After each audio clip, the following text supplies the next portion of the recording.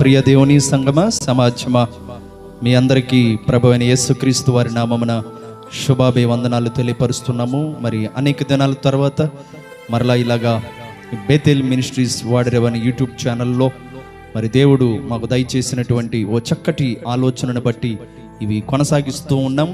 మరి దాదాపు 2 వారాలు మరి ప్రియమైన దేవుని బిడ్డలారా, ఈ బేతేల్ మినిస్ట్రీస్ వాడరేవని యూట్యూబ్ ఛానల్లో దేవుని పాటలు, దేవుని మాటలు మరి అందివ్వటానికి మరి అనేక రకాల ఆటంకాలు ఎదురవటం వల్ల మేము మరి ఇవ్వలేకపోయాం. నా ప్రియ దేవుని బిడ్డలారా, మరి మీ అందరి ప్రార్థనలు వలన మరలా దేవుడు ద్వారం తెరిచాడు, మీ మధ్యకు వచ్చి ఉన్నాం.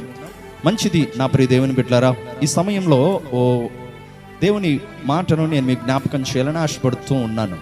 ప్రియమైన దేవుని బిడ్డలారా, పరిశుద్ధ గ్రంథంలో చాలామంది ప్రవక్తలు ఉన్నారు. ఆ ప్రవక్తలలో కన్నీటి ప్రవక్త ఒకరున్నారు. ఆ కన్నీటి ప్రవక్త ఎవరంటే ఇర్మియా. ప్రియమైన దేవుని బిడ్డలారా, ఈ కన్నీటి ప్రవక్త గురించి పరిశుద్ధాత్మ దేవుడు ఒక వచనాన్ని రాసి పెట్టాడు పరిశుద్ధ గ్రంథంలో. చూద్దాం. ఇర్మియా గ్రంథము 9వ అధ్యాయం 1వ వచనం. నా జనులలో హతమైన వారిని గూర్చి నేను దివారాత్రులు కన్నీరు విడిచినట్లు నా తల జలమయముగాను నా కన్ను కన్నీళ్ళు ఓటగాను ఉండునుగాక.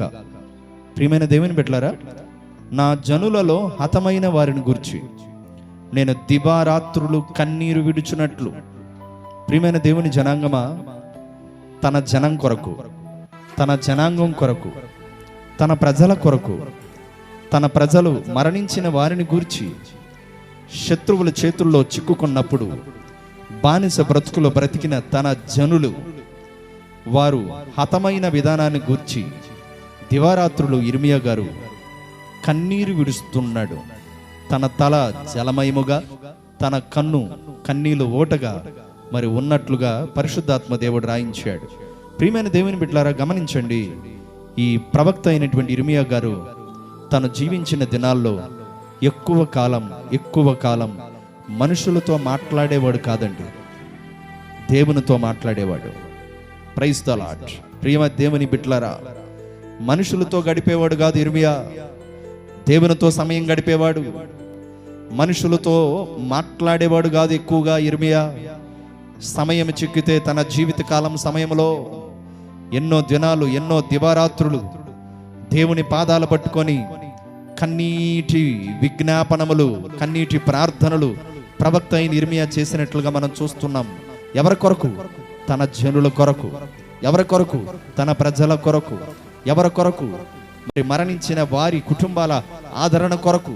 ప్రియమైన దేవుని బిడ్డలారా, ఈరోజు ఈ వాక్యం ఆలకిస్తున్న నా ప్రియ దేవుని జనాంగమా, దేవుని మందిరానికి వెళ్తున్న నా ప్రియ సహోదరులారా, ప్రవక్త అయిన ఇర్మియా తన జీవిత కాలంలో ఎక్కువ కాలం మనుషులతో మాట్లాడేవాడు కాదు, దేవునితో మాట్లాడేవాడు. అయితే మీరు జీవిస్తున్న దినాలలో ఎవరితో ఎక్కువ మాట్లాడుతున్నారండి? ఎవరితో ఎక్కువ సమయం గడుపుతున్నారు? కొంతమంది మనుషులతోనే సమయం గడుపుతుంటారు. ఉదయం లేచిన దగ్గర నుండి రాత్రి నిద్రపోయే వేళ వరకు ఇరుగు పొరుగు వాళ్ళ దగ్గరికి వెళ్ళి సెల్ ఫోన్స్తో మరి మాట్లాడే మాటలు కావచ్చు, ప్రక్కనింటికి వెళ్ళి కూర్చొని మాట్లాడే మాటలు కావచ్చు. ప్రియమైన దేవుని బిడ్డలారా, మాటలు మాటలు మాటలు. ఈరోజు చాలా కుటుంబాలు, దైవికంగా ఉండవలసిన కుటుంబాలు ఆత్మీయతలో అడుగంటిపోతున్నటువంటి స్థితికి మరి రావటానికి గల ప్రధానమైన కారణం ఏమిటంటే మాట్లాడే మాటలే. ప్రియా దేవుని బిడ్డ, సహోదరి సహోదరుడా, వీలైనంత సమయం దేవునితో మాట్లాడు. వీలైనంత సమయం దేవుని గూర్చి మాట్లాడు. నలుగురిలో ఉన్నప్పుడు దేవుని గురించి మాట్లాడు. ఒంటరిగా ఉన్నప్పుడు దేవునితో మాట్లాడు. నేను మరలా చెప్తున్నాను, నువ్వు నలుగురితో ఉన్నావా? నలుగురిలో ఉన్నావా? అయితే దేవుడు నీ జీవితంలో చేసిన అద్భుత కార్యాల గురించి మాట్లాడు. నువ్వు నలుగురిలో ఉన్నావా? నలుగురితో ఉన్నావా? దేవుడు ఈ ప్రపంచానికి చేసిన గొప్ప కార్యం గురించి మాట్లాడు. నువ్వు నలుగురితో ఉన్నావా? నలుగురిలో ఉన్నావా? అయితే దేవుడు జనన మరణ పునరుద్ధానం గురించి మాట్లాడు. అయితే నువ్వు ఒంటరిగా ఉన్నావా? దేవునితో మాట్లాడు. దేవుని బిడ్డ, దేవునితో మాట్లాడు. నీ చుట్టూ ఉన్న వారి క్షేమం కొరకు మాట్లాడు. నీ చుట్టూ ఉన్నవారు ఎవరెవరైతే ఆత్మీయతలో జీవించకుండా లోకానుసారంగా జీవిస్తున్నారే వారందరూ కూడా మరి సాతానుడు చేతిలో కబంధహస్తం అయిపోయారుగా. త్రాగుబోతులుగా నీ చుట్టూ చాలా మంది ఉన్నారుగా. భక్తిలో నిలవలేక దారి తప్పి తిరుగుతున్న వారు చాలా మంది ఉన్నారుగా. మరి వారిని గురించి అంగలార్చేవారు ఎవరు? ప్రవక్త అయిన ఇర్మియా అంగలారుస్తున్నాడండి. ప్రవక్త అయిన ఇర్మియా దివారాత్రులు కన్నీరు విడుస్తున్నాడండి. ప్రవక్త అయిన ఇర్మియా తన తల జలమయంగా, తన కన్ను ప్రియమైన దేవుని బిడ్డలారా కన్నీళ్ళ ఓటగా మారిపోయిందండి. అందుకే ఒక గ్రంథంలో భక్తుడు ఎలా రాశాడు, ఇర్మియా ప్రవక్త కన్నీటి ప్రవక్త. ప్రతిదినము కన్నీరే, ప్రతి రాత్రి కన్నీరే. ఎవరి కొరకు? తన ప్రజల కొరకు. ప్రియ దేవుని బిడ్డ, నీ ఇంట్లో నీ భర్త త్రాగిపోతాడా? చెల్లి, నీ భర్త మార్పు కొరకు కన్నీరు గారుస్తున్నావా? కన్నీరు గారుస్తున్నావు. ఎక్కడ? నువ్వు కోరుకున్న పట్టు చీర నీ భర్త నీకు కొనివ్వలేదని కన్నీరు గారుస్తున్నావు. కన్నీరు గారుస్తున్నావు. ఎక్కడ? షాపింగ్ మాల్కి తీసుకుని వెళ్ళి నువ్వు అడిగిన డ్రెస్ నీకు కొనివ్వలేదని కన్నీరు కారుస్తున్నావు. వీటి గురించి కాదండి కన్నీరు.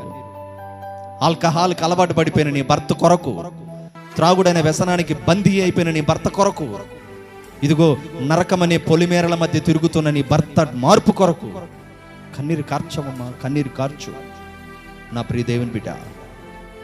ఓ సహోదరి, సహోదరుడా, సహోదరుడా, నీ చుట్టూ చాలా మంది వ్యర్థంగా బ్రతుకుతున్నారు. మరి వారి కొరకు అంగలార్చి కన్నీరు కార్చి ప్రార్థన చేసే క్రైస్తవులు ఎవరు? మనమే కదా. అనేకులకి వెలుగుమయంగా, అనేకులకు జ్యోతులుగా ఉండవలసిన వారం మనమే కదా. ప్రవక్త అయిన ఇర్మియా ప్రజలతో మాట్లాడేవాడు కాదు. ప్రవక్త అయిన ఇర్మియా ప్రభుతో మాట్లాడేవాడు. నా ప్రియ దేవుని బిడ్డ, ఈరోజు నేను నీతో మాట్లాడుతున్నాను. నా దేవుడి ఇచ్చిన వాక్కు. ప్రజలతో మాట్లాడటం తగ్గిద్దాం, ప్రభుతో మాట్లాడటం ప్రారంభిద్దాం.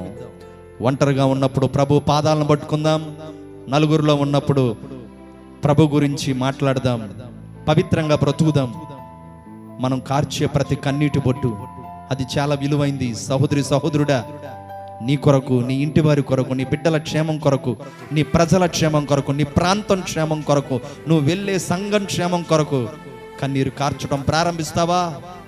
Let's start your prayer in this today onwards is never ending in your life. Amen.